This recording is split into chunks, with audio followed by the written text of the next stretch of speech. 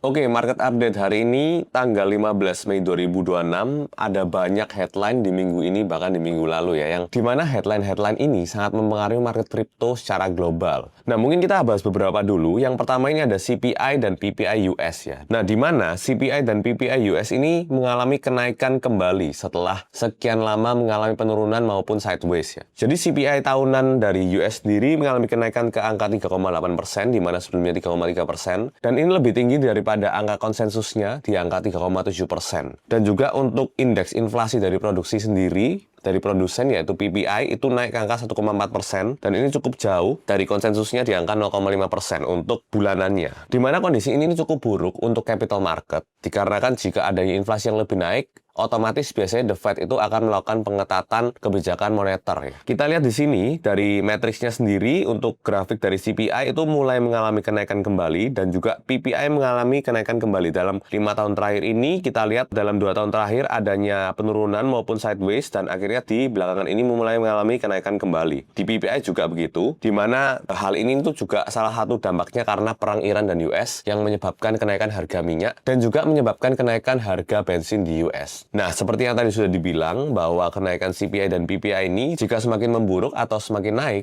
itu mungkin nanti akan membuat The Fed melakukan pengetatan kebijakan moneter kembali yang dimana kita mungkin bisa melihat adanya kenaikan suku bunga kembali di tahun ini. Nah, kita beralih dari inflasi ke US-China Summit atau meeting antara China dan US yang dimana ini salah satu meeting terbesar di dekade ini ya. Nah, jadi baru saja ini Presiden US dan para rombongannya itu datang ke China untuk melakukan meeting dengan Presiden China juga dan untuk melakukan meeting akan membahas banyak hal termasuk seperti investasi yaitu Board of Investment dan juga trade atau perdagangan yaitu dalam Board of Trade. Nah, kita lihat di sini meeting antara US dan China ini diisi oleh orang-orang penting dan besar semua ya. Kita lihat dari Trump sendiri itu mengajak sangat banyak CEO-CEO perusahaan yang sangat besar di US. Seperti ada Jensen Huang, kemudian Elon Musk, dan juga Tim Cook, ini juga ada Larry Fink. Di mana kita lihat nama-nama besar ini adalah nama-nama CEO dari perusahaan-perusahaan yang terbesar di US. Seperti Nvidia, Tesla, Apple, BlackRock, dan perusahaan-perusahaan lainnya yang dimana ini sangat krusial untuk capital market. Dan mungkin kita bisa melihat adanya deal investasi ataupun deal kerjasama untuk pengembangan teknologi. Nah, kita lihat sendiri akibat adanya meeting ini dan kita lihat juga dengan adanya CEO-CEO perusahaan besar dari US sendiri yang ikut dalam meeting ini, kita lihat bahwa akhirnya S&P 500 kembali menyentuh all-time high-nya terus-menerus ya dalam belakangan ini. Dan bahkan jika kita lihat dari market cap sendiri, Nvidia dan Google itu bahkan melewati silver untuk top asset by market cap di ranking 2 dan 3. Dan ini cukup besar, di mana kenaikan S&P 500 ini juga biasanya diikuti oleh kenaikan kripto. Kita lihat kemarin juga Bitcoin naik, meskipun Bitcoin naik juga karena adanya news tentang Clarity Act. Nah, selanjutnya kita juga bahas the next Fed Chairman, yaitu Kevin Warsh. Di mana Kevin Warsh ini akan menggantikan Jerome Powell bulan ini. Nah, jadi nanti kita tidak akan melihat kakek Jerome Powell lagi sebagai Fed Chairman dan akan digantikan oleh Kevin Warsh, di mana hal ini sudah dikonfirmasi oleh Senat US. Kevin Warsh sendiri ini sebagai pengganti dari Jerome Powell itu merupakan salah satu kandidat yang juga cukup pro dengan industri kripto. Namun, Kevin Warsh ini sendiri cukup terkenal dengan kebijakannya yang cukup ketat dengan inflasi. Jadi, di satu sisi dalam industri kripto dia cukup mendukung, tapi dari segi kebijakan moneter, mungkin ia akan melakukan kebijakan yang lebih ketat. Jadi, kemungkinan jika nanti akan adanya penurunan atau pendinginan dari angka inflasi, kemungkinan dengan adanya juga berbagai dukungan terhadap crypto market dari segi peraturan ataupun hal lainnya, kemungkinan kita juga akhirnya bisa melihat adanya rally kembali dalam crypto market. Dan juga selanjutnya yang tidak kalah penting yaitu adanya Clarity Act yang semakin dekat untuk disahkan. Di mana akhirnya Senate Banking dari US ini telah memajukan untuk crypto bills ya. Crypto structure bills yang dimana salah satunya yaitu Clarity Act. Nah, crypto bills ini cukup krusial untuk kripto sendiri. Karena dengan adanya Clarity Act ini yang nanti jika di-approve itu akan membuat crypto market ini semakin jelas. Di mana itu akan mendorong inovasi dari industri kripto sendiri. Yang tentunya itu bullish untuk para kripto sendiri. Oke, dan mungkin kita akan bahas sedikit juga tentang perang Iran dan US yang dimana sekarang ini dalam tahap kebuntuan. Di mana gencatan senjata yang saat ini sedang dilakukan itu katanya sangat rapuh. dan kemungkinan akan berlanjut dalam keadaan perang. Tapi belakangan ini juga ada berita di mana DPR US itu melakukan vote untuk melakukan pengakhiran terhadap perang di Iran dan US ini. Namun hasil vote-nya masih buntu, yaitu 212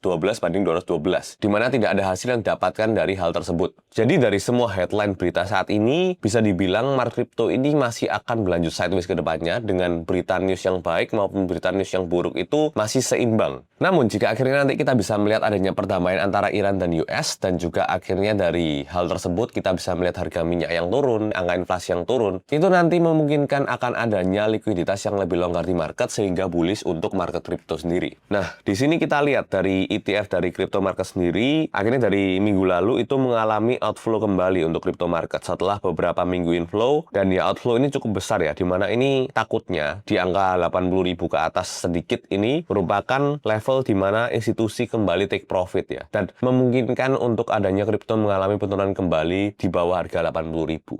Oke, dan selanjutnya kita langsung saja ke technical dari Bitcoin. Untuk Bitcoin sendiri kita lihat resistance-nya itu masih di area level yang sama ya, sesuai dengan market update yang sebelumnya, di angka 84.600 sampai 80.500. Ini merupakan resistance yang masih cukup kuat, dan terlihat di sini Bitcoin juga tertahan berkali-kali, di mana jika kita lihat juga ada minor support di sini di angka 76.600 sampai 75.000. Namun jika akhirnya 84.000 ini bisa ditembus, kita bisa melihat Bitcoin itu ke angka 90.000 sampai 88.000 ya. Namun untuk kondisi market saat ini, di mana masih belum ada berita damai ataupun berita yang cukup baik yang bisa mendorong crypto market, saya rasa cukup susah untuk menembus harga resistance ini, dan kemungkinan kita akan sideways dalam beberapa waktu ke depan. Nah, untuk support yang cukup kuat sendiri untuk Bitcoin mengalami pemantulan yang cukup signifikan itu masih tetap berada di angka 54.000 sampai 49.000. Dimana sebelumnya jika kita lihat ini dari time frame lebih kecil, itu tentunya kita masih bisa melihat adanya support-support lain yang bisa mendukung kenaikan dari Bitcoin kembali atau adanya rebound ya terhadap retracement dari Bitcoin saat ini.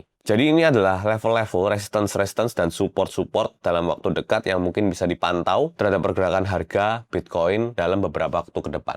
Jadi sekian untuk market update hari ini. Jangan lupa untuk update terus berita di aplikasi CryptoWave. Di sana juga ada research yang bisa memberikan kalian insight tentang market saat ini ataupun ke depannya. Disclaimer, semua informasi dalam video ini hanya bersifat edukasi dan bukan financial advice. Selalu lakukan riset sendiri sebelum melakukan pembelian ataupun penjualan sebuah aset. Bungkus!